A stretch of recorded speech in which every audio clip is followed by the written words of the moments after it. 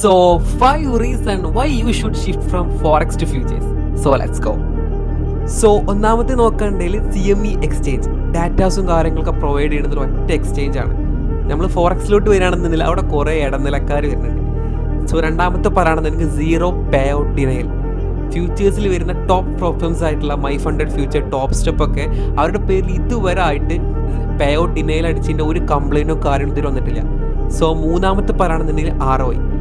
ഫോറക്സിലേറെ ഫ്യൂച്ചേഴ്സിലാണ് ട്രേഡേഴ്സ് ഒന്നുകൂടി pay out അടിക്കുന്നതും വിൻ റേറ്റ് ചാൻസും ആസ് പെർ ഡാറ്റാസ് പറയുന്നത് ഫ്യൂച്ചേഴ്സാണ്.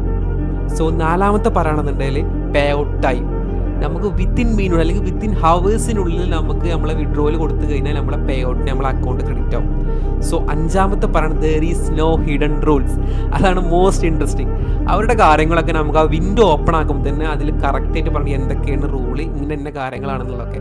അതിന് വേറെ ഓരോ ഫാക്കിൽ പോയി കണ്ടന്റ് കാര്യങ്ങളൊക്കെ തപ്പേണ്ട ഒരു ആവശ്യമില്ല.